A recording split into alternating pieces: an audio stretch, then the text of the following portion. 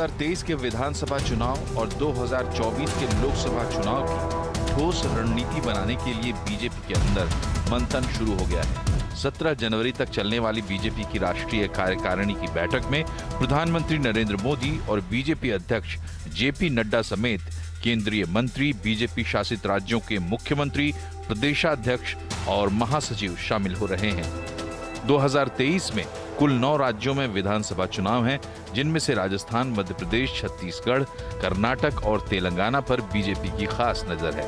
BJP ने 2023 और 2024 के लिए अपने इरादे साफ कर दिए हैं। 2023 हमारे लिए बहुत जरूरी है। इस साल हमें 9 प्रदेशों में चुनाव को लड़ना है और अगले साल 24 में लोकसभा का चुनाव है। तो उन्होंने सारे राष्ट्रीय कार्यकारिणी के सदस्यों का आह्वान किया कि कमर कसकर लग जाएं, हमें एक भी चुनाव नहीं हारना है। बैठक से पहले पीएम मोदी ने दिल्ली के पटेल चौक से एनडीएमसी कन्वेंशन सेंटर तक एक रोड शो किया। कांग्रेस ने अपनी भारत जोड़ो यात्रा का जिक्र करते हुए पीएम के रोड शो को इवेंट मैनेजमेंट बताया। हम लोग यहाँ 122 दिन से कन्याकुमारी से रोज 23-24 किलोमीटर चल रहे हैं और आज कुछ 2-3 घंटे के लिए एक छोटा सा रोड शो प्रधानमंत्री ने निकाला है, ये दिखाने के लिए कि वो अभी भी लोकप्रिय हैं। उनके लिए तो ये रोड शो इवेंट मैनेजमेंट है। जयराम रमेश के बयान पर बीजेपी ने भी तीखी प्रतिक्रिया दी है। भारत जोड़ो यात्रा जो है वो हर लोग जानते हैं कि भारत जोड़ो यात्रा थी, इसलिए कि जिस तरह के लोग उसमें पार्टिसिपेट हुए उनके बारे में पूरे देश को जानकारी है। Congress's myth and expectation and the bubble of Bharat Jodo Yatra will be completely busted by the Bharatiya Janata Party in 2023 itself.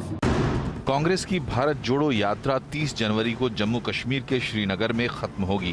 Congress अध्यक्ष मल्लिकार्जुन खड़गे ने 21 राजनीतिक दलों को चिट्ठी लिखकर 30 जनवरी को भारत जोड़ो यात्रा के समापन समारोह में शामिल होने के लिए आमंत्रित किया है। लेकिन कुछ विपक्षी दल कांग्रेस की यात्रा से दूरी बनाए हुए हैं। इसमें एसपी, बीएसपी, जेडीएस, जेडीयू, आम आदमी पार्टी जैसे दल शामिल हैं। बीएसपी प्रमुख मायावती ने तो 2023 और 2024 के लिए अपनी रणनीति भी साफ कर दी है। इस वर्ष सन 2023 में कर्नाटक, राजस्थान, मध्य प्रदेश, छत्तीसगढ़ सहित अन्य जिन भी राज्यों में विधानसभा के वे अगले वर्ष देश में लोकसभा के लिए होने वाले आम चुनाव में भी हमारी पार्टी बीएसपी किसी भी पार्टी के साथ कोई भी गठबंधन करके ये चुनाव नहीं लड़ेगी। विपक्षी दलों को एक करने की कवायद भी चल रही है। इसके सूत्रधार बन रहे हैं बिहार के मुख्यमंत्री नीतीश कुमार। वो कई विपक्षी दलों के नेताओं से मुलाकात कर चुके हैं। विपक्षी दलों के बीच चुनाव से पहले प्रधानमंत्री पद की उम्मीदवारी को लेकर पेंच फंसा हुआ है। विपक्ष पीएम फेस के लिए राहुल, नीतीश, अरविंद केजरीवाल और ममता बनर्जी के नाम भी सामने आए हैं। हाल ही में नोबेल पुरस्कार विजेता अमर्त्य सेन ने कहा कि ममता बनर्जी में अगला पीएम बनने की क्षमता है। इस पर ममता बनर्जी ने कहा कि सेन की सलाह उनके लिए आदेश है। बीजेपी इस पर चुटकी ले रही है। भारत में प्रधानमंत्री पद की वैकेंसी नहीं है। देश की जनता ने पिछले 2 टर्म से माननीय नरेंद्र मोदी जी के ऊपर भरोसा जताया है। अगले बार भी जो 2024 की चुनाव होगा, इसमें कोई संदेह नहीं, प्रधानमंत्री नरेंद्र मोदी जी के नेतृत्व में एनडीए की फिर विजय होगा। 2023 की लड़ाई काफी अहम मानी जा रही है। इसे 2024 के चुनाव का सेमीफाइनल भी कहा जा रहा है। सवाल ये है कि 2024 में बीजेपी को टक्कर देने के लिए विपक्षी दलों की तैयारी कैसी है? क्या कांग्रेस भारत जोड़ो यात्रा के जरिए विपक्षी दलों को अपने साथ जोड़ पाएगी? मायावती अकेले चुनाव लड़ने का ऐलान कर चुकी हैं। अखिलेश भी कांग्रेस से दूरी बनाए हुए हैं। कर्नाटक में जेडीएस भी कांग्रेस से दूरी बनाए हुए है। ऐसे में क्या कांग्रेस अकेले चुनावी मैदान में उतरेगी? बीजेपी मोदी सरकार के विकास के एजेंडे पर राजी दलों से बातचीत करने की कोशिश कर रही है। क्या उसे इसमें सफलता मिलेगी? तो चुनावी बिगुल बज चुका है।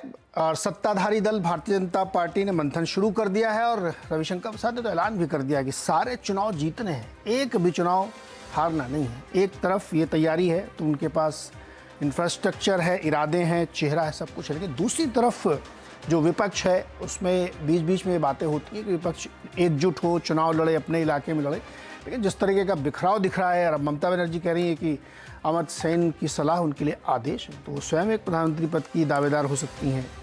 कांग्रेस का रोल अभी पता नहीं वो किस रोल में रहेंगे।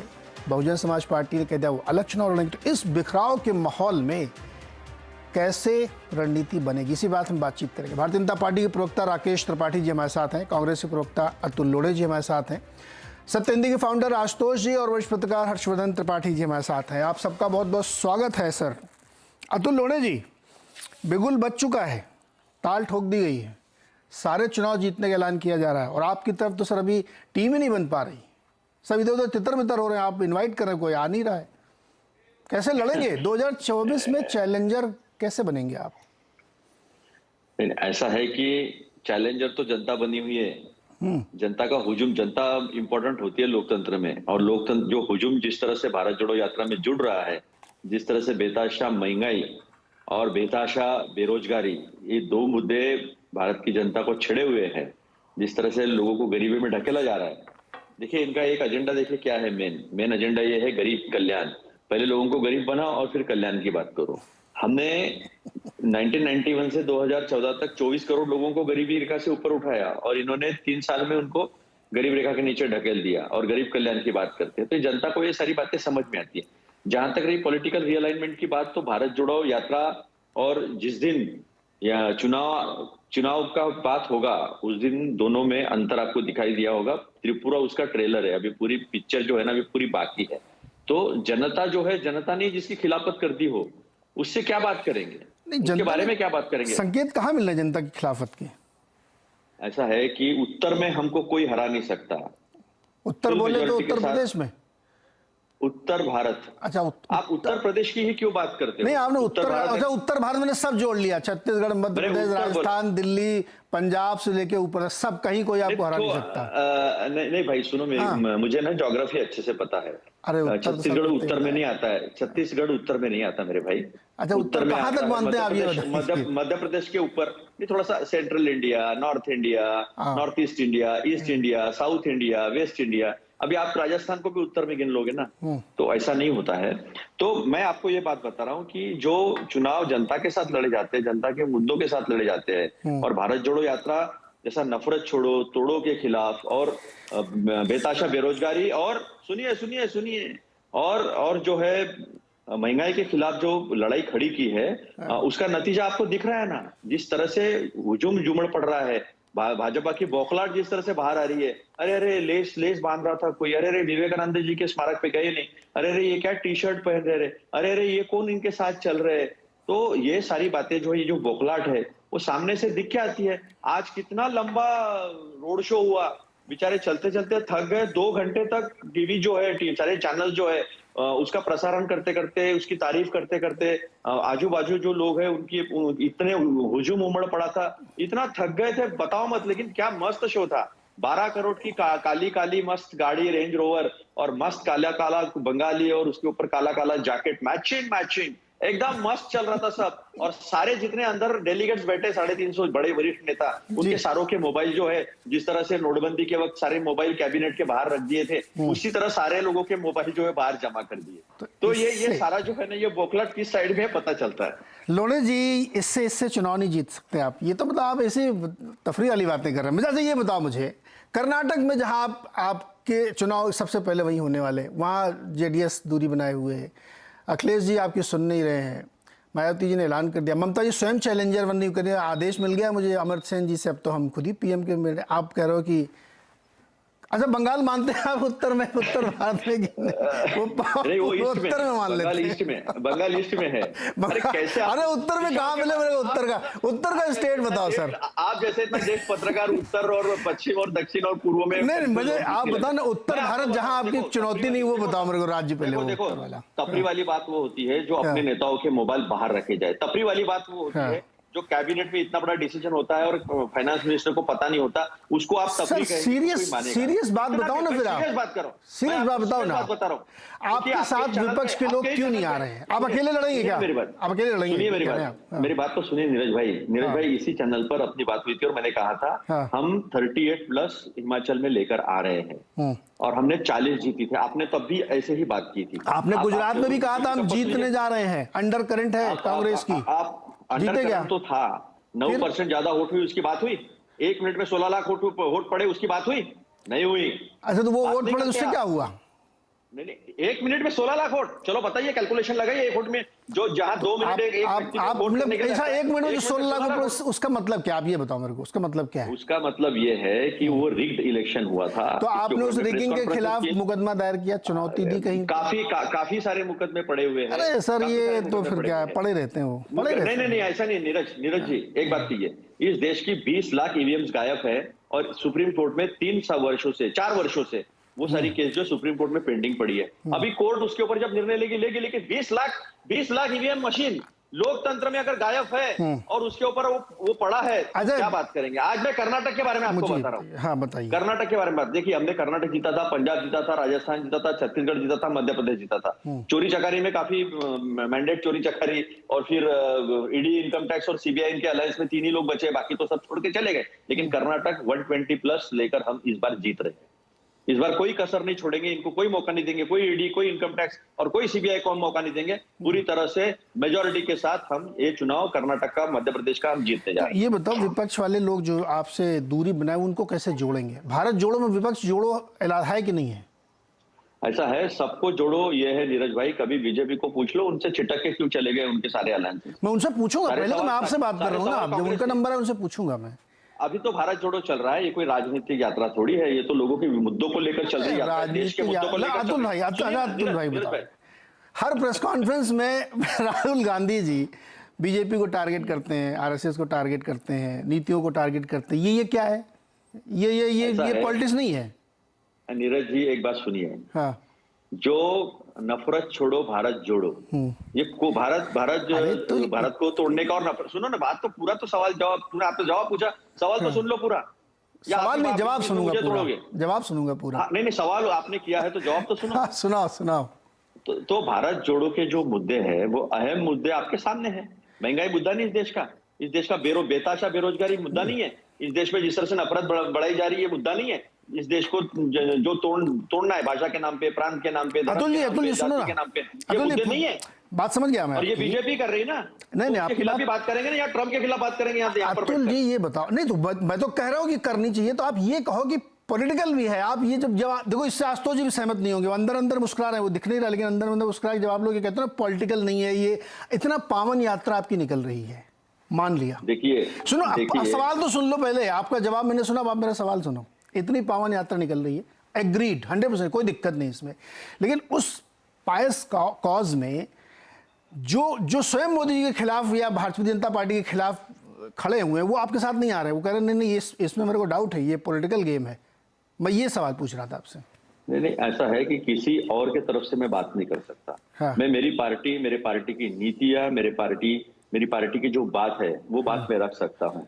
किसे आना है, किसे नहीं आना है। अगर आप भी आना चाहो तो आपका भी स्वागत है, अगर मोदी जी भी आना चाहे तो उनका भी स्वागत। तो आपने बुलाया क्या? आपने इनवाइट किया उनको? नहीं किया। देखिए ये गलत बात, आपने केजरीवाल जी को इनवाइट नहीं किया था दिल्ली में।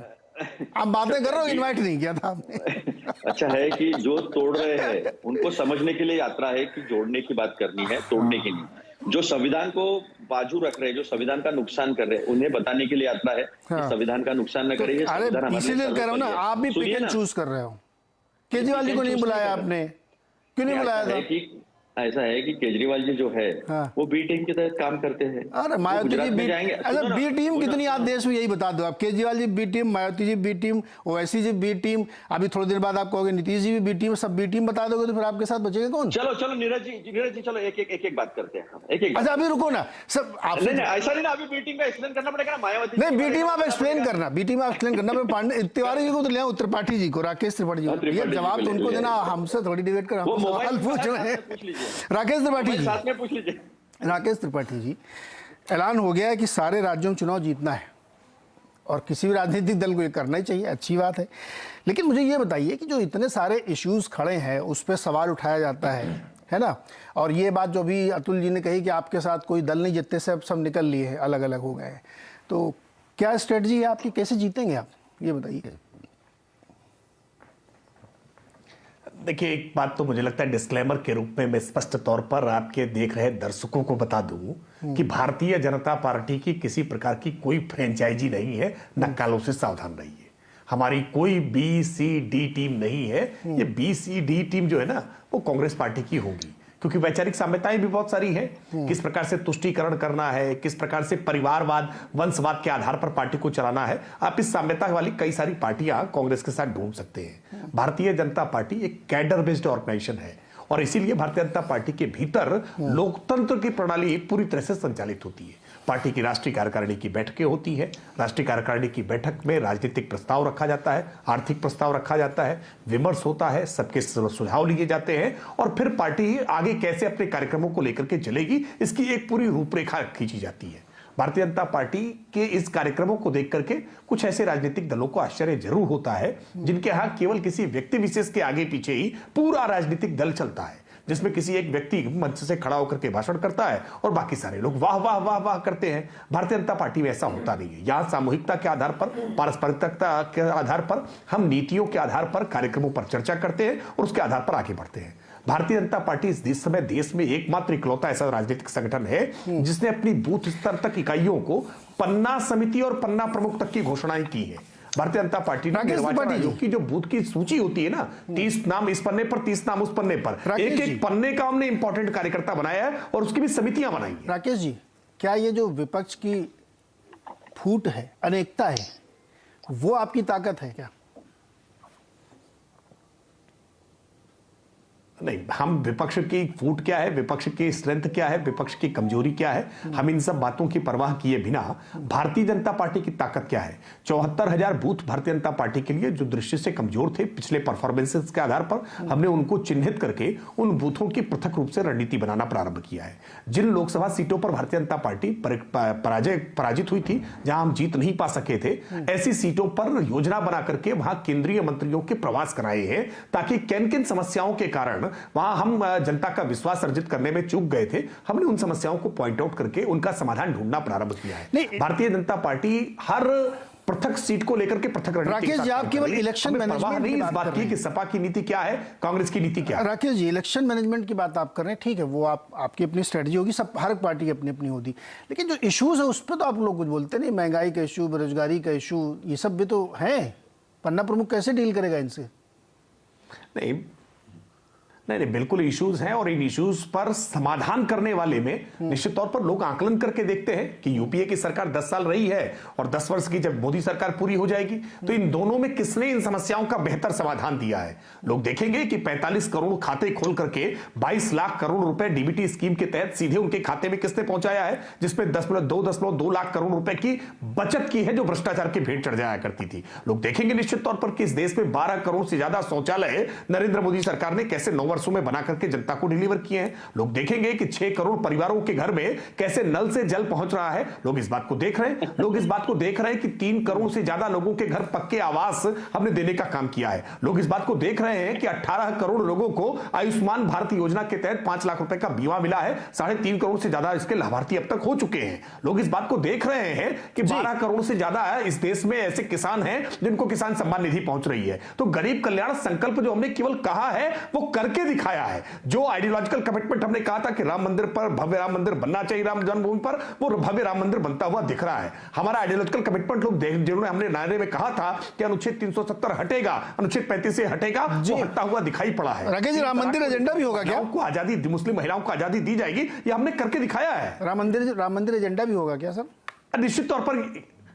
निश्चित तौर पर देखिए, हम इसमें कहीं कभी पीछे नहीं हटे हैं। लिखकर, बोलकर, हर मंच पर, हर सवाल के जवाब में हमने कहा है कि यह हमारी सांस्कृतिक अवधारणा का विषय है, हमारी सांस्कृतिक विरासत का विषय है। और निश्चित तौर पर हम इस बात को कहकर हमेशा कहते रहे कि जहां पर राम जन्मभूमि है वहां भव्य राम मंदिर बनना चाहिए। और हमने ये केवल कहा नहीं, तारीख भी ऐलान कर दिया आपने। आज राम मंदिर की जिस तरह से प्रगति हो रही है, जनता उसको देख रही है। तारीख भी ऐलान हो गई है, 1 जनवरी 2024। नारा दिया करते थे, कहते थे, ये पूछते थे ना कि रामलला हम आएंगे लेकिन लेकिन तारीख नहीं बताएंगे। अब तो बता रहे हैं तारीख भाई, डंके की चोट पर नोट करिए, टिकट करा लीजिए और आइए अयोध्या, भव्य राम का मंदिर देखिए। और ये रामचरितमानस को लेकर के जो बेवजह की बातें की जाती है ना, ये सारे लोगों को अयोध्या जरूर आना चाहिए। वहां अच्छी रामचरितमानस का गायन पाठन रोज होता है, अच्छे अच्छे उसके अर्थ सिखाए जाते हैं। आएंगे तो सारे ज्ञान का वर्धन होगा। हमने जो भारत का जो ऐतिहासिक स्वरूप था, सांस्कृतिक स्वरूप था, जो आत्मबोध हमारा गुलामी के कालखंड के कारण काम ने किया है। अतुल जी, आपने टिकट बुक किया 1 जनवरी का 2024 का? हम तो वंशज है भाई। अरे जा रहे हैं ना, मतलब वंशज अच्छी बात है। हमने तो नीरज जी, हमने तो पैसे दिए हैं, अरे उसका हिसाब नहीं दे रही है। हम तो वो देख रहे हैं कि राम मंदिर के नाम पर, प्रभु रामचंद्र के नाम पर 2 करोड़ की जमीन 16 करोड़ में कैसे बेची जाती है 2 घंटों में। हमने देखा है, हमने प्रभु रामचंद्र के साथ ये जो भक्तों के नाम पे जो धोखा कर रहे हैं ना, वो भी हमने देखा। अब मुझे कुछ सवाल पूछने हैं। इन्होंने काफी बड़ी बड़ी बातें की। इनके वादे थे पेट्रोल 35 रुपया हो जाएगा, रुपया जो है वो 40 रुपया हो जाएगा, फिर बाद में नौकरी जो है 2-2 करोड़ नौकरी जो है ऐलान करेंगे। ये घर वर तो हमने भी इनसे ज्यादा बना दिए, 4.5 करोड़ घर हमने भी बना दिए थे 2008 से 2005 तक। इलेक्ट्रिसिटी सारा 18,000 गांव बचे थे, सिर्फ 18,000। हारे थे क्यों? सुनिए हारे क्यों थे? अभी बता, नहीं सुनिए, अभी ऐसा है कि झूठे प्रचार, इनकम टैक्स नहीं लगने वाला है, ईज ऑफ डूइंग बिजनेस काफी अच्छा होने वाला है। ये सारी बातें जो मैंने दिखाई, इसमें का कुछ भी नहीं हुआ है। 45 करोड़ लोगों ने इनकम टैक्स किसमें नहीं लगने वाला सर? किसी भी इनकम टैक्स नहीं लगने वाला था। क्या बात करें, तो मेरे दिल की बात, मतलब टचिंग है एकदम कि इनकम टैक्स नहीं लगेगा क्या? क्या है? अरे वो वकील पता नहीं है क्या? सर अनिल जी ना, आप भी ना मजे ले रहे हैं अभी इस समय। तो इनकम टैक्स की बात मत करो, हम लोग बहुत सेंसिटिव है। नीरज बात सुनो, बात सुनो। ये वकील नाम का एक प्राणी गया था मोदी जी के पास, उनके साथ प्रेस कॉन्फ्रेंस है, उसने कहा था बैंकिंग ट्रांजैक्शन टैक्स लगाएंगे, इनकम टैक्स लगाने की जरूरत ही नहीं है। काफी बड़ी बड़ी बातें हुई थी, वो वकील भी गायब हो गया और इनकम टैक्स जो है वो बढ़ते बढ़ते इतना बढ़ गया है। सिर्फ जो बड़े कॉर्पोरेट है, बड़े बड़े इनके धन्ना सेठ जो दोस्त है, उनका 30% से 22%, 18%, इनकी नई जो कंपनी है उनको 3 साल से 15%, ये सारा हुआ है। करीब 2.5 लाख करोड़ का फायदा जो है अपने दोस्तों को पहुंचाया गया है। 10.5 लाख करोड़ से 11 लाख करोड़ तक जो है उनका कर्जा जो है माफ किया गया है। मस्त बढ़िया। अरे उन्हीं दोस्तों को आप लोग राजस्थान में भी ठेका दे देते हो, फिर आप नहीं सुनिए। पहले राहुल गांधी कहते हैं ये उनको क्यों दिया, और फिर राजस्थान में उनको मिला भी लेते हैं। देखिए बात क्या देखें, क्या मोनोपोलाइज करना और इन्वेस्टमेंट लाना, इसका अंतर दोनों का ये बात आपने सही। पहली बात अभी बी टीम का बात बताता हूँ। ओवैसी जी पे कभी इनकम टैक्स ईडी सीबीआई जाती नहीं है, मायावती पे कभी जाती नहीं है, वो बंद हो गया है। जिस दिन मायावती बोलेगी उस दिन मायावती के घर में ED, CBI, income tax, EOW, ACB, state के सेंटर के सारे एजेंसीज पहुंच जाएंगी। ये कभी उनके घर नहीं पहुंचते जो उनकी बी टीम है, और ये तभी पहुंचती है जब बी टीम सुनती नहीं है। तो ये सारा जो है ना बी टीम का खेल भी मैंने बता दिया, और इनका जो झूठा प्रचार जो है प्रचार का, वो भी सामने रख के बोल दिया। पोर्टल पे पर्याप्त समय हो गया आप दोनों लोगों का, केवल 7 लाख लोगों को नौकरी मिली। पर्याप्त समय हो गया सर, आप दोनों लोगों को हमने ठीक ठाक समय दिया। अब एक बात नीरज जी। अच्छा 30 सेकंड आप ले, बोलो जल्दी से बोलो सर। एक छोटी सी बात जोड़ दूं। देखिए ये अतुल जी आज जो बहुत तफरीक के मूड में है ना, वास्तविकता में राहुल गांधी जी ने देश वास्तविकता बता रहा हूं मैं, को समाप्त तफरीक क्या है? हर प्रेस कॉन्फ्रेंस में लगातार जिस तरह से मजाक बनाने का काम करते हैं ना, इसी वजह से आज कांग्रेस पार्टी के प्रवक्ता भी आज बिल्कुल लाइट मूड में आते हैं डिबेट में, आजकल बिल्कुल तफरीक के मूड में कुछ ना कुछ आकर के जोक सुनाएंगे, कुछ ना कुछ मजाक बनाएंगे। अरे भाई गंभीरता से बात करिए, वरना आपकी पार्टी मजाक बनकर रह जाएगी। जवाब नहीं है आपके पास। अच्छा रुकिए, दोनों लोग रुकिए। अरे सुनिए ना, आज जोकरगिरी चल रही है इस देश में, तो जोकर को जोकर नहीं बोलेंगे तो क्या बोलेंगे? अतुल जी भाषा की मर्यादा देखो, हम लोग इतने अच्छी डिबेट कर रहे हैं, आप इसमें ये सब मत करो। मतलब अच्छी डिबेट चल रही है बढ़िया सी। तफरी जो शब्द है ना, वो भाषा में अच्छी भाषा का नहीं, वो जोकर मैं तो सारी सच्चाई और वास्तविकता आपके सामने नहीं, वास्तविकता देखो सर। फिर अभी फिर जो राहुल गांधी जी के 50 जो बयान चलते हैं उस पर हम लोग नहीं बात करना चाहते, वो क्योंकि वो मैं भी बताता हूँ बयान, वो डिबेट का इशू नहीं है, इसलिए हम उधर नहीं जाना चाहते। राहुल जी पे जितना तंज आप कस सकते हो ना कस लो। मैं नहीं कसूंगा, मैं उस वाली डिबेट में जाता नहीं हूँ। अतुल जी सुनो ना, छोड़ो, अतुल जी अरे लोंडे जी सुनो ना, छोड़ दो आप। हम लोग उस पर डिबेट करते नहीं सर, वो सब व्हाट्सएप में चलती रहती, उधर अपन इधर से सीरियस बातें करते हैं अपन। वो आईटी सेल है ना अमित मालवीय का। अरे वो उधर आपका भी है ना, उनका होगा। चलिए आशुतोष जी और हर्षवर्धन जी, हमने कभी ट्रोल नहीं किया किसी को। अरे सर अभी दिखाएंगे हम, फिर बहुत सारे हैं। प्लीज आशुतोष जी और हर्षवर्धन जी भाई, अब देखो सुन लीजिए, आप लोग थोड़ा विपक्ष की भी राय, विपक्ष मतलब एनालिस्टों की राय, विपक्ष नहीं है समर्थक भी हो सकते हैं आपके। आशुतोष जी, एक तरफ बिगुल बजा दिया गया है, सब कुछ है उधर, चेहरा भी है, नीति भी है, नियत भी है, संगठन भी है, पन्ना प्रमुख भी है, कार्यक्रम भी हैं, लाभार्थियों को पहुंचाने वाले डेटा भी हैं। दूसरी तरफ ये अभी तो मतलब टीम ही नहीं बन पा रही है, अलग अलग सब इधर उधर छितराए घूम रहे हैं, कोई ये कह रहा है कोई वो कह रहा है। तो कैसे चैलेंज होगा 2022? मैं तो ये कह रही कि हम तो बिल्कुल अकेले लड़ेंगे हर जगह। अखिलेश जी भी हमको लगता है अकेले ही जाने के मूड में है। देखिए नीरज जी, पहली बात तो ये है कि मैं आपके प्रोग्राम में पहले भी कह चुका हूं कि विपक्षी एकता अगर आप सोचेंगे कि आज अचानक हो जाएगी, सब इकट्ठा बैठ जाएंगे, सब प्रोग्राम चार्ट आउट हो जाएगा और उसके बाद अपना नेता भी चुन लेंगे और फिर सारी स्ट्रेटजी तय हो जाएगी, वो होने वाला नहीं है। ये कवायद तो आप समझ के चलिए कि 2024 फरवरी तक भी चले तो मुझे हैरानी नहीं होगी, क्योंकि यही जो कोएलिशन पॉलिटिक्स का ग्रामर भी यही है और कोएलिशन पॉलिटिक्स चलती ही है इसी तरीके से। हो सकता है कि 2024 के चुनाव के बाद पोल अलायंस। तो चैलेंज कौन करेगा फिर? सवाल चैलेंज करने का नहीं है, यहाँ दो चीजें। पहली बात तो ये कि सबसे पहली जो लड़ाई है वो 2023 की विधानसभा की लड़ाई है, उसके बाद 2024 के लोकसभा की लड़ाई है। आज की तारीख में 2023 विधानसभा की जो लड़ाई है उसमें भारतीय जनता पार्टी के लिए कोई एक्स्ट्रा एज कहने की कोई बात कहें, कोई एडवांटेज कहने की बात, वो मैं नहीं मानता हूँ। मध्य प्रदेश, राजस्थान, छत्तीसगढ़, कर्नाटक, ये और त्रिपुरा, ये 5 राज्य ऐसे हैं जहां बीजेपी आसानी से जीतती हुई दिखाई नहीं पड़ती है। अगर त्रिपुरा में कांग्रेस और लेफ्ट फ्रंट अगर उनको लगता है कि बीजेपी को हराने के लिए हमें साथ आना पड़ेगा तो ये अपने आप में बड़ा डेवलपमेंट है। चुनाव जीतते नहीं जीतते एक अलग तरीके का सवाल।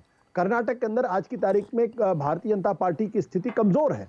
राजस्थान के अंदर उनको यही नहीं पता कि वसुंधरा राजे सिंधिया मुख्यमंत्री पद के उम्मीदवार होंगे या उम्मीदवार नहीं होंगे।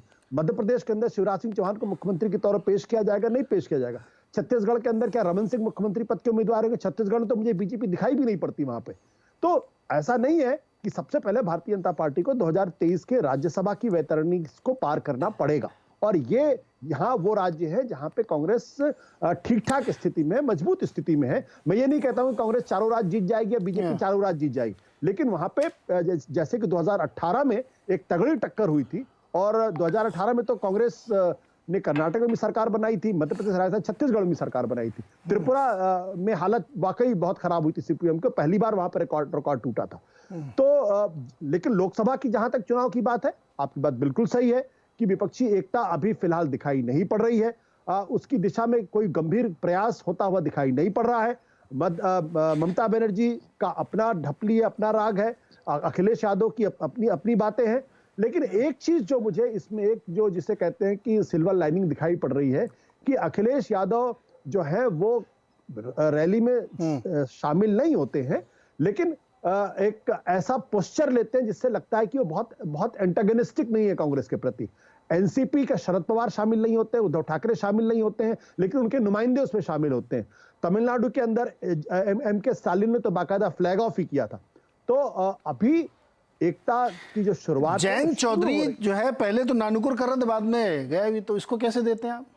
नहीं देखिए, जयंत चौधरी बहुत छोटी पार्टी है, बहुत छोटा उनका बेस है। अभी तक बड़ी थी जब वो चुनाव लड़ रहे थे, अब आप अचानक से उनसे चले गए तो छोटी हो गई। अब मैं ये कह दूं कि जयंत चौधरी उतनी बड़ी पार्टी है जितनी बड़े अखिलेश यादव की पार्टी। नहीं आप कह रहे हो मायावती जी आप ना, मायावती, जहां तक मायावती का प्रश्न है 10% वोट है उनके पास। मायावती उन नेताओं में से हैं जो अपने पत्ते आखिरी समय तक नहीं खोलेंगे। अभी जरूर उन्होंने कहा कि वो अपने बल पे चुनाव लड़ेंगे, क्या वो अपनी इस बात पर अड़ी रह पाती है, ये देखने वाली बात है। क्या वो बीजेपी के साथ जाके चुनाव लड़ेंगी, क्या या अखिलेश के साथ आएंगी, अभी इसके बारे में कोई इस बारे में टिप्पणी नहीं कर सकता। एक चीज तो आप मानेंगे ना कि ये सारी जो प्रक्रिया है, मैं आपकी बात ये मान भी लूं कि राजनीति में असंभव कुछ नहीं होता और लास्ट मोमेंट पे बहुत कुछ होता रहता है। ये सब हम लोगों ने देखा है पिछले 30, 25, 40 सालों में, जितने जब से हम लोग ये समझदार हुए, मैं कम से कम अपने बारे में कह सकता हूँ। लेकिन इसका ग्राउंड वर्क, इसका फील्ड वर्क, ये सब होता रहता है ना, बैकडोर पे बातचीत होती है। लेकिन जिस तरह की अदावत इस समय दिखती है या जिस तरह के डायलॉग इस तरह आते हैं, अब वो मैसेजिंग भी जाती है ना, तो आपको कहीं दिख रहा है क्या? जेडीएस तक कर्नाटक में दूरी बनाए हुए है, अब त्रिकोणीय संघर्ष बनाने की स्थिति है कर्नाटक में। आप करो कांग्रेस जीत जाएगी, कैसे? कर्नाटक के अंदर कांग्रेस पार्टी अपने स्तर पर ही काफी मजबूत है। वहां पे बीजेपी और कांग्रेस लगभग बराबर की पार्टी है। जेडीएस उसमें जरूर एक त्रिकोण है जो जिसके साथ जुड़ जाता है, फिर उसकी सरकार बनती हुई दिखाई पड़ती है। और एक बात और है, कर्नाटक के अंदर बीजेपी आज तक अपने बल पर बहुमत लेकर नहीं आ पाई है, तो वो भी कर्नाटक की बीजेपी की कमजोरी ही माना जाएगा। पिछली बार भी जब उनकी सरकार बन सकती थी सिद्धरामैया के सरकार में रहने के बाद, तब भी अपने बल पर सरकार नहीं बना पाएगी। तो ये कहना है कि कर्नाटक में बीजेपी क्लीन स्वीप कर लेगी या कांग्रेस को बुरी तरीके से हरा दी, मुझे आज की तारीख में दिखाई नहीं पड़ता। हो सकता है आगे आने वाली परिस्थितियां बदल जाए तो बिल्कुल। लेकिन मैं एक दूसरी बात कहना चाहता हूं, भारतीय जनता पार्टी का जो स्वभाव है और जिस तरीके से उसमें आरएसएस की ट्रेनिंग है, बीजेपी हमेशा चुनाव बहुत गंभीरता के साथ माइक्रो लेवल को मैनेज करके हुए लड़ती है। दूसरी पार्टियां अपने गति से, अपने लस्टम मस्टम तरीके से ही लड़ती हैं। तो बीजेपी आज की तारीख में एक बहुत मजबूत पार्टी, इसमें कोई दो राय नहीं है। नरेंद्र मोदी बहुत ही ताकतवर, बहुत ही करिश्मेटिक नेता, इसमें भी कोई दो राय नहीं है। उनका कोई जोड़ विपक्ष में किसी नेता के सामने बिल्कुल नहीं, इससे भी मैं पूरी तरीके से सहमत हूं। लेकिन जो लड़ाई है इस देश के अंदर, वो हमेशा या तो एक chaotic force versus organised force के बीच में हमेशा होता रहा है। इसलिए मुझे हैरानी उसमें नहीं है। ये अंत समय तक इसी तरीके से लस्टम पस्टम तरीके से विपक्ष चलता रहेगा। अगर आप सोचेगा अचानक कुछ नया स्वरूप लेगा, मुझे उसकी उम्मीद दिखाई नहीं पड़ती। तो यही तो बात है, जितनी ताकत से लड़ रहे सामने कोई है ही नहीं। हर्षवर्धन जी, 2024 में कोई चुनौती है क्या बीजेपी के लिए, या इवन 23 में भी आप जोड़ लीजिए?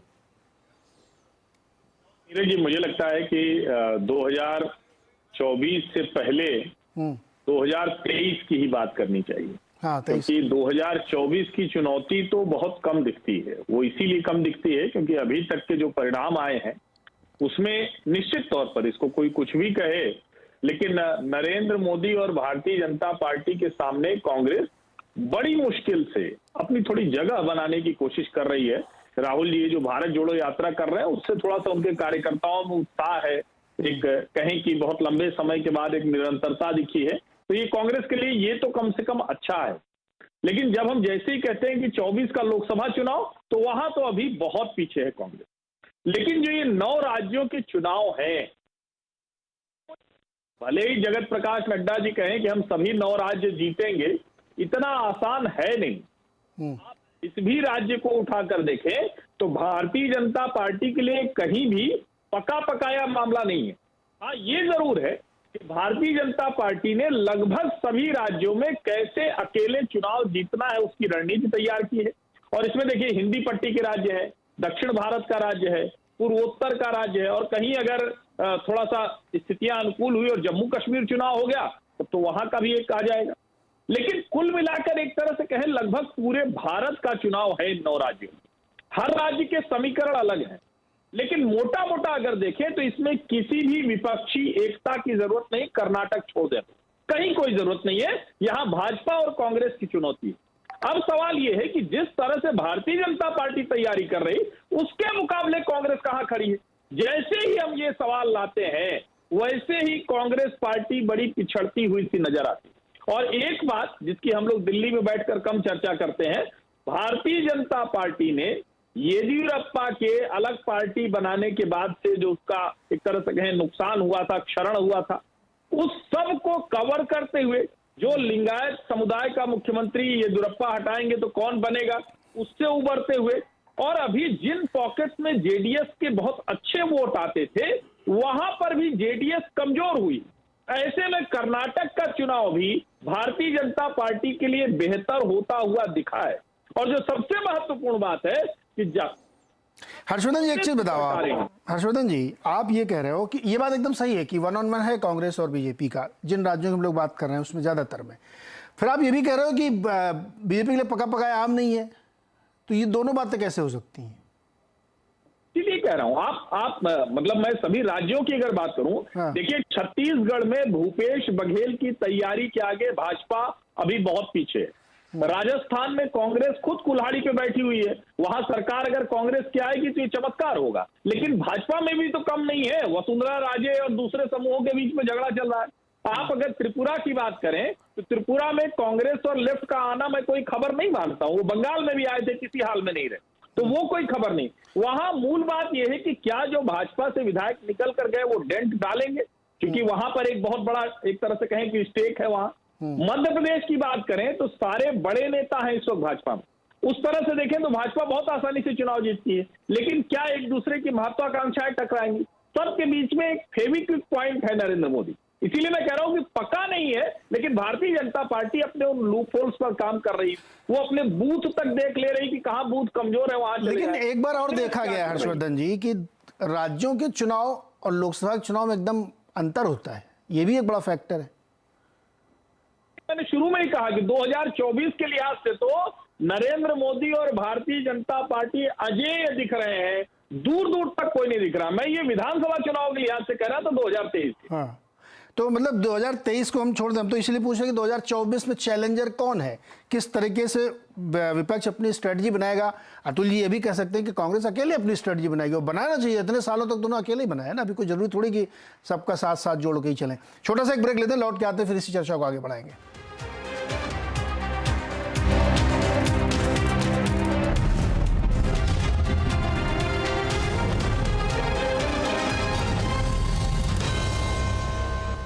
स्वागत है एक बार फिर से आपका। और 2024 के लिए जो बिगुल बजा दिया गया है उसी पे हम लोग आज चर्चा कर रहे हैं कि क्या होगा माहौल। और कांग्रेस भारतीय जनता पार्टी की बैठक भी चल रही, मंथन चल रहा है चुनाव के संदर्भ में ही, तो इसी पे हम लोग बातचीत कर रहे हैं। राकेश त्रिपाठी जी, अभी हर्षवर्धन त्रिपाठी जी कह रहे थे कि इतना आसान नहीं है आपके लिए राज्यों वाले चुनाव जो है। राजस्थान में भी सुरपटवल है, अलग अलग जगहों पे। हाँ नहीं, अभी तो चुनाव जब घोषित होंगे तो पार्टी अपनी रणनीति भी बताएगी कि इसके नेतृत्व में चुनाव लड़ना है या बिना नेतृत्व के या बिना कोई नाम घोषित किए चुनाव में जाना है। क्योंकि भारतीय जनता पार्टी ने अलग अलग राज्यों को लेकर के पृथक रणनीति बनाई है, और हर चुनाव की अपनी पृथक रणनीति होती है। किसी चुनाव में हम किसी चेहरे के साथ जाते हैं और किसी चुनाव में हम किसी राज्य में बिना चेहरे के भी जाते हैं। हमें पूरा भरोसा है जो आज पाथेय इस राष्ट्रीय कार्यकारिणी की बैठक से भारतीय जनता पार्टी की राष्ट्रीय कार्यकारिणी के सदस्य लेकर के जाएंगे, जिसमें जगत प्रकाश नड्डा जी ने आह्वान किया है कि हम सभी 9 के 9 राज्यों में भारतीय जनता पार्टी की सरकार लेकर के आए, तो पार्टी उसकी रणनीति बनाएगी। और हमें पूरा भरोसा है कि इतना बड़ा संगठन तंत्र जिस किसी राजनीतिक दल के पास नहीं है, आज हमारे पास नीति है, नियत है, नेतृत्व है। हम पूरे भरोसे के साथ हैं कि हम उत्साह के साथ 9 के 9 राज्यों में भारतीय जनता पार्टी का कमल का फूल खिलाएंगे, हम सरकारें सभी राज्यों में बनाएंगे। हर्षवर्धन, आप कुछ जवाब देना चाह रहे थे क्या? नहीं नीरज जी, मेरे मन में बड़ा प्रश्न आया जब खबर आई ना राष्ट्रीय कार्यकारिणी से कि नड्डा जी ने कहा कि सभी 9 राज्य जीत लेंगे, तो मुझे लगा कि जिस राज्य से वो आते हैं वो राष्ट्रीय अध्यक्ष हैं, उसी राज्य से अनुराग ठाकुर जैसा बड़ा कद्दावर मंत्री आता है, और वहां अगर 1% से कम मतों के अंतर से भारतीय जनता पार्टी हार जाती है तो क्या थी वहां मुश्किल? वहां प्रधानमंत्री को फोन करना पड़ गया। भारतीय जनता पार्टी के इतने बड़े नेता होने के बावजूद वो आपसी सिर फटोवल, या जिसको कहते हैं ना कि अंदर खाने जो खींचतान चल रही थी उसको नहीं रोक पाए। तो जो राजस्थान में है या फिर दूसरे राज्यों में हो सकता है, उसको कैसे भारतीय जनता पार्टी रोक पाएगी, ये सबसे बड़ा सवाल है। मुझे लगता है इसी से तय भी होने वाला है। राकेश जी, कुछ बोलेंगे आप? मैं केवल इतनी बात कहूंगा, मैं बिल्कुल केवल इतनी बात कहूंगा। हमारे स्वर्गीय अटल बिहारी वाजपेयी जी आज हमारे बीच नहीं है, लेकिन उनकी एक बात हम हमेशा पाथेय के रूप में रखते हैं कि भारतीय जनता पार्टी का कार्यकर्ता या तो जीतता है या सीखता है। हिमाचल प्रदेश के चुनावों से निश्चित तौर पर हमने सबक सीखे भी हैं, और आने वाले राज्यों के चुनावों में हम उन सबक का निश्चित तौर पर पालन भी करेंगे। आप जैसे सुधी पत्रकार अगर बीच बीच में अपने कोई सुझाव देंगे, मार्गदर्शन करेंगे, तो उनको भी हम उनके साथ शामिल करेंगे। हम किसी भी ऐसी आलोचना को रचनात्मक तौर पर लेते हैं। भारतीय जनता पार्टी में बड़ा परिवार है, और किसी भी परिवार में कहीं किसी प्रकार का कोई मतभेद होता है। मैं एक उदाहरण देकर के बताऊंगा। आज भारतीय जनता पार्टी अन्य राजनीतिक दलों से कैसे भिन्न है। कहीं किसी विषय पर अगर किसी प्रकार के मतभेद उत्पन्न आ जाते हैं या कोई ऐसी स्थिति उत्पन्न हो जाए कि उसमें मार्गदर्शन की आवश्यकता हो किसी वरिष्ठ के द्वारा, तो आज भाजपा ही एकमात्र ऐसा राजनीतिक दल है जिसके 6 पूर्व राष्ट्रीय अध्यक्ष आज मार्गदर्शन देने के लिए अभी इस समय जीवित हैं। लालकृष्ण आडवाणी जी हो, डॉक्टर मुरली मनोहर जोशी जी हो, नितिन गडकरी जी हो, राजनाथ सिंह जी हो, वेंकैया नायडू जी हो या अमित शाह जी हो। किसी राजनीतिक दल के पास अगर कांग्रेस पार्टी में कहीं कोई अवस्था बनती है तो केवल श्रीमती सोनिया जी और राहुल गांधी, और इसके अलावा दूसरा कोई पूर्व राष्ट्रीय अध्यक्ष नहीं है जिसका अपना संगठन का कोई अनुभव इस तरह का हो। अब बाकी सपा, बसपा और तमाम ऐसे जो दल हैं, जेडीयू, आरजेडी, इनमें तो ढूंढने नहीं मिलेगा। जो पार्टी का अध्यक्ष बना है वही आजीवन पार्टी का अध्यक्ष है। तो भारतीय जनता पार्टी एक विशिष्ट प्रकार का राजनीतिक संगठन है। कहीं किसी प्रकार का कोई मतभेद होगा तो पार्टी के इतने वरिष्ठ नेता हैं कि आपस में परामर्श करके इन समस्याओं का समाधान ढूंढ लेंगे। हमें इसमें किसी प्रकार के घबराने की आवश्यकता नहीं है। आशुतोष जी, ये बताइए कि जो मतलब 2 सवाल मैं काउंटर रखता हूं आपके सामने। अतुल जी, आप इसका जवाब आप दीजिएगा, आप मतलब जो भी जवाब देना चाहें, लेकिन मैं एक बार सवाल आशुतोष जी से पूछ लूं। क्या दोनों परिस्थितियों में क्या ये आपको ऐसा लगता है कि कोई एक बड़ा प्लान, कोई बड़ी स्ट्रेटजी विपक्ष के पास है जो कि वो ओवर एस्टिमेट कर रहे हैं, या बीजेपी के पास भी एक ओवर एस्टिमेशन का प्लान है कि नहीं हमारे लिए तो हंकी डोरी है, हम सब कुछ कर लेंगे, कंसिडरिंग गुजरात की वजह से उनको लगता है कि अब तो सब दुनिया आसान है? देखिए, जहां तक भारतीय जनता पार्टी का प्रश्न है, तो भारतीय जनता पार्टी हमेशा बहुत तैयारी के साथ चुनाव लड़ती है। चुनाव हारे या जीते एक अलग तरीके की बात होती है, लेकिन बीजेपी की जो चुनावी मशीन है, उनका जो चुनाव लड़ने का तरीका है, जो माइक्रो लेवल पर बूथ लेवल तक जाके कार्यकर्ताओं को मोबिलाइज करके, वोटरों को मोबिलाइज करके लाने का जो तरीका है, वो अनमैच्ड है। और वो अनमैच्ड सिर्फ हिंदुस्तान में नहीं बल्कि दुनिया के दूसरे तमाम डेमोक्रेसी में भी अगर आप तुलना करेंगे तो वो अनमैच्ड है। तो लेकिन सिर्फ इसी आधार पर भारतीय जनता पार्टी चुनाव जीतती है ऐसा नहीं, क्योंकि अगर इसी आधार पर चुनाव जीतती होती फिर तो कभी चुनाव हारती ही नहीं। फिर वो, जैसा कि अभी हर्षवर्धन जी ने कहा, कि फिर वो हिमाचल का चुनाव नहीं हारती। लेकिन इसलिए कांग्रेस पार्टी की बात क्या है, कांग्रेस पार्टी मुझे आज की तारीख में 2018 की तुलना में ज्यादा तैयार दिखाई पड़ती है। और उसके कारण है, कारण यह है क्योंकि कांग्रेस पार्टी को इस बात का एहसास हो गया है कि अगर 2023 में अगर वो ठीक ठाक तरीके से नहीं जीती तो उसका अस्तित्व ही खतरे में पड़ जाएगा और फिर शायद वो कभी उबर ना पाए। इसलिए आपने देखा कि भारत जोड़ो जैसी यात्रा कर रहे हैं, हाथ से हाथ जोड़ो कार्यक्रम कर रहे हैं 26 जनवरी से लेकर 26 मार्च तक। साथ ही साथ 10 लाख बूथ तक पहुंचने की कोशिश कर रहे हैं, 6.5 लाख गांवों तक पहुंचने की कोशिश कर रहे हैं, 2.5 लाख पंचायत तक पहुंचने। ये तो कांग्रेस पार्टी ने पहले कभी नहीं किया। अगर कांग्रेस पार्टी ने ये काम पहले किया होता तो शायद आज उनको इतनी जिसे कहते हैं ना एम्बैरेसमेंट नहीं झेलनी पड़ती और इस तरीके से उनकी हालत नहीं होती। तो बीजेपी हमेशा तैयारी के साथ लड़की है, उसके पास प्लान ए होता है, प्लान बी होता है, प्लान सी भी होता है, लेकिन सिर्फ इसी आधार पर चुनाव अगर जीत जाते तो शायद वो कभी चुनाव नहीं हारते। लेकिन अस्तु जी, एक सवाल और आपसे बनता है, या अच्छा पहले अतुल जी फिर उसके बाद आऊंगा। अतुल जी, आप इसका रिप्लाई करेंगे क्या? नहीं, ऐसा है कि वो तैयारी तो जो है वो फ्लोट हो चुकी है। प्रेस कॉन्फ्रेंस से लेकर हाथ से हाथ जोड़ो के बारे में आखिरी घर तक स्टिकर पहुंचेगा, आखिरी घर तक चार्जशीट पहुंचेगी। एक जो मुद्दा आशुतोष जी का रह गया था, वो चार्जशीट जो है वो भी पहुंचेगी कि क्या वायदे हुए थे, क्या नहीं हुआ और क्या नुकसान इस देश का हुआ है, ये भी पहुंचेगा। लेकिन एक बात समझिए आप कि कैडर बेस्ड पार्टी होना, मास बेस्ड पार्टी होना, इशू बेस्ड पार्टी होना, राहुल जी कहते हैं हम इशू बेस्ड पार्टी है। देखिए, हमने जो वायदे किए थे वो पूरे किए। दोनों वायदे सामने रखेंगे जनता इस बार। हमने ओपीएस का वायदा किया था, छत्तीसगढ़ हो, राजस्थान हो, हिमाचल हो, तीनों में हमने लागू कर दिया। लेकिन जो कंट्रीब्यूशन सरकार का था, स्टेट सरकार का, वो केंद्र सरकार जो है देने को तैयार नहीं। तो केंद्र सरकार की कमिटमेंट लोगों के प्रति कितनी वो दिखाई देता है। हमने किसानों के ऋण माफ की बात की थी, हमने पंजाब में भी किया, हमने मध्य प्रदेश में किया, कर्नाटक में किया, महाराष्ट्र में किया, राजस्थान में किया, छत्तीसगढ़ में किया।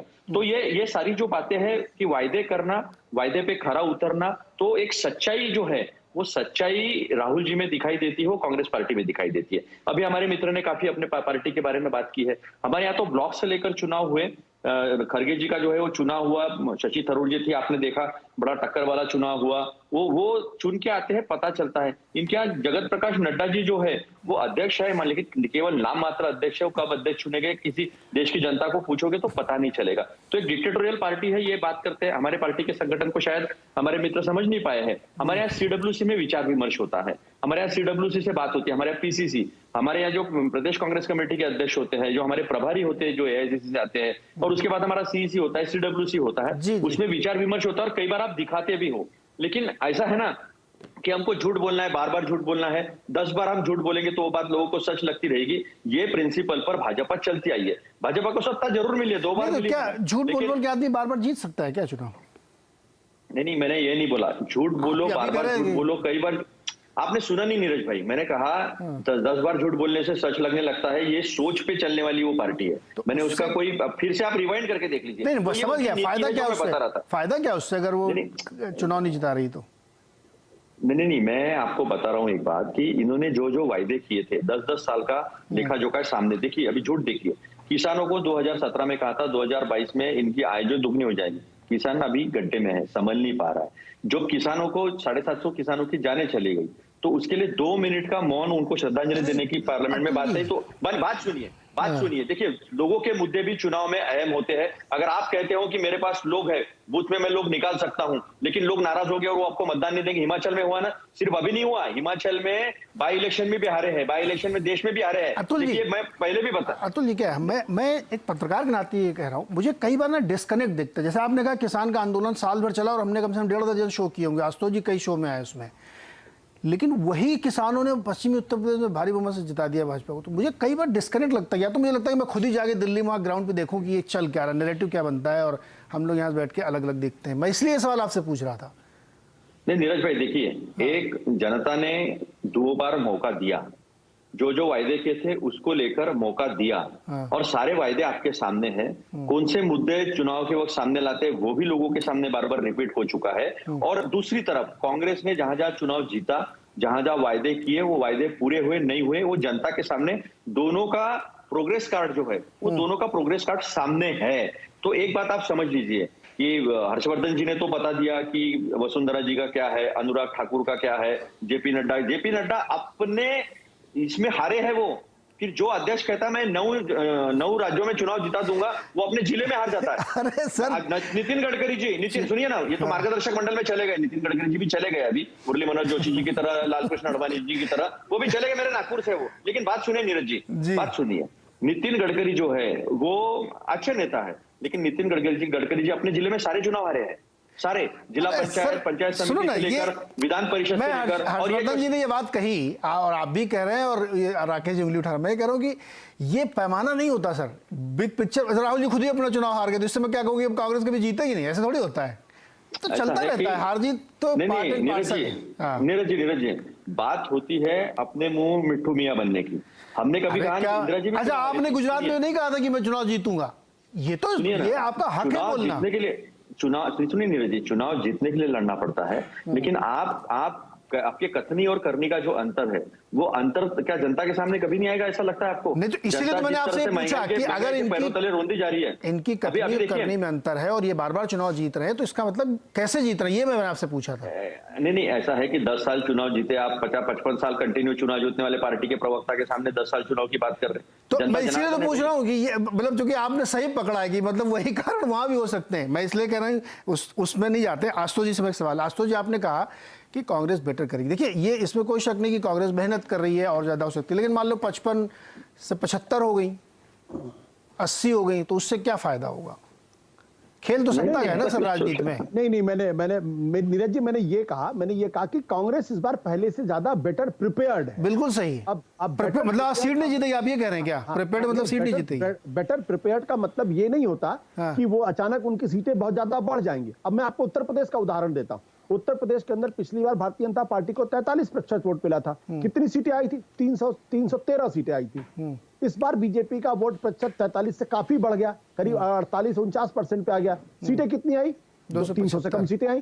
तो वोट परसेंट 255, उसके बाद वो सीट में कन्वर्ट हो जाना, ये अलग तरीके की बात है। तो ये जो तो फिर इस पूरी कवायद का क्या अर्थ है? फिर आप विपक्ष के समझ जाएंगे ना। पूरी कवायद का अर्थ सिर्फ एक ही है और उसके अलावा कुछ नहीं है। 2024 में अगर भारतीय जनता पार्टी को टक्कर देनी है, सारे विपक्षी नेताओं को राष्ट्रीय स्तर पर एकजुटता दिखानी पड़ेगी, जो नहीं दिखा रहे हैं। एक प्रोग्राम के साथ, एक नैरेटिव के साथ और एक लीडरशिप प्रेसिडियम के साथ। मैं लीडरशिप की बात नहीं कर रहा। क्यों दिखाएं? मैं तो ये अब डिबेट दूसरी तरफ चली जाएगी। ममता बनर्जी को क्या इंटरेस्ट है राहुल जी को जितवाने में, और राहुल जी को क्या फायदा होगा ममता बनर्जी का समर्थन करने में? उसका कारण बहुत स्पष्ट है। ममता बनर्जी अगर कोशिश नहीं करेंगी तो अगले बार ममता बनर्जी जेल में होंगी। जेल में क्या? वो प्रधानमंत्री कैंडिडेट बन रही है, उन्होंने कहा है। अगर उनका इंटरेस्ट इसी में है कि या तो वो नरेंद्र मोदी जी के सामने सरेंडर करे, या क्यों क्या उन्होंने ऐसा क्या गड़बड़ कर दिया है? उन्होंने कुछ गड़बड़ किया है क्या? कई केसेस तो आप चल ही रहे, आप देख ही रहे हैं भाई, उनके भतीजे की हालत क्या है। तो सही केस है क्या? झूठे केस थोड़ी कोई फंसा सकता है, कोर्ट है इस देश में। देखो, मैं तो कोई कोर्ट हूं नहीं जो मैं कहूं हाई कोर्ट ने, उससे पता चलता है इस्तेमाल होता है इनकम टैक्स का।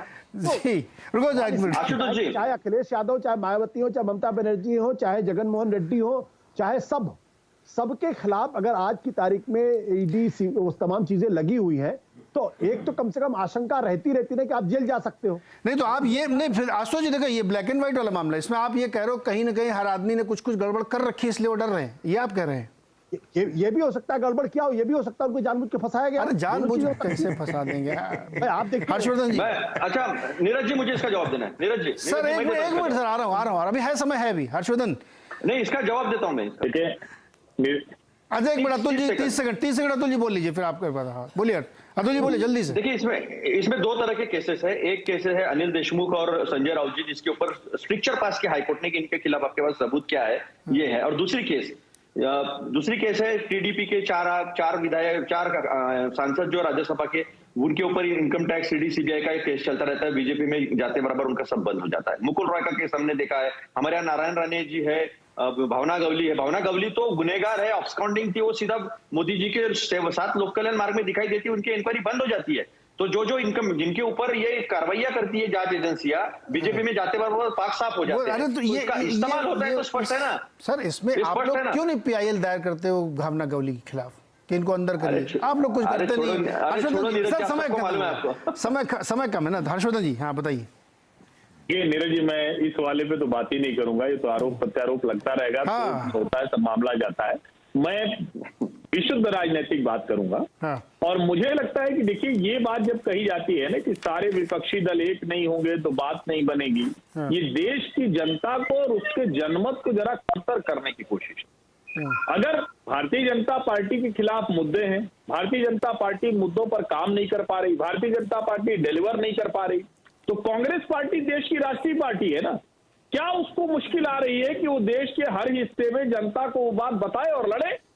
मुझे लगता है कि ये कहना कि अच्छा सबके पास थोड़ी थोड़ी हिस्सेदारी रहेगी, देश फिर से गठजोड़ के दौर में जाएगा, फिर से मीडिया वाले एक दरवाजे दूसरे दरवाजे खड़े रहेंगे, ये लोकतंत्र के लिए बहुत शुभ संकेत नहीं। मेरा ये मानना है कि कांग्रेस एक राष्ट्रीय पार्टी है, उसे राष्ट्रीय पार्टी के तौर पर अपनी भूमिका के लिए पहले तैयार होना चाहिए।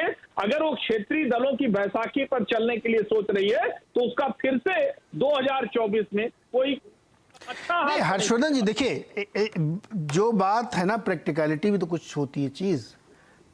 खाली ये बता देने से कि ये नहीं है वो नहीं है, इससे आप चुनाव थोड़ी जीत जाते हैं। मदद लेनी पड़ेगी ना। अखिलेश यादव जी, अखिलेश जी क्यों इतना इतरा रहे हैं? क्योंकि उनको पता है हमारे पास बहुत वोट परसेंटेज, इसलिए मैं भाव नहीं दूंगा। इतरा रहे ना वो, इतरा रहे हैं। हाँ। लेकिन अगर उत्तर प्रदेश में लगातार 4 चुनाव अखिलेश यादव की पार्टी बुरी तरह हार गई, इसका मतलब क्या होगा? इसका मतलब ये कि ये वजह नहीं है कि विपक्षी दल एक साथ नहीं आ रहे हैं या नहीं आ रहे हैं। हाँ। इसका मतलब ये है कि भारतीय जनता पार्टी ने अपनी रणनीति बेहतर की है, वोट बेहतर किए हैं, मजबूती से लड़ रहे हैं और जहां कमी है उसको ठीक कर रहे हैं। जब तक राजनीतिक दल ये नहीं समझेंगे, भाजपा के सामने इसी डायलमा, इसी भ्रम में रहेंगे और अंत में नतीजा फिर वही आएगा तो कहीं गड़बड़ हो गई। चलिए मैं बस शो समाप्त करूंगा सर। बढ़िया चर्चा रही और अभी तो बहुत सर मुद्दे हैं, अभी तो बहुत चर्चाएं होंगी, नए नए तरीके से मंथन खत्म होगा तो उस दिन भी हम लोग चर्चा करेंगे, देखें क्या नई चीज़ें निकल के आती हैं। लेकिन ये बहुत महत्वपूर्ण सवाल है जो मैं एक मीडिया पर्सन होने के नाते कहना चाहता हूँ, क्योंकि अक्सर चुनाव आप देखिए बहुत सारे नैरेटिव्स बनते हैं लेकिन परिणाम बिल्कुल उसके अलग आते हैं। जैसे उत्तर प्रदेश का बहुत नायाब उदाहरण है, ऐसा नैरेटिव बना जैसे वहाँ सब कुछ गड़बड़ और बीजेपी चुनाव हार जाएगी, लेकिन बीजेपी चुनाव जीत गई। या तो डिस्कनेक्ट है या फिर उनकी मशीनरी इतनी मजबूत है कि वो मुद्दे इशू फर्क नहीं डालते। फिलहाल आज के लिए इतना ही। बहुत बहुत शुक्रिया। देखते रहिए CNBC आवाज़।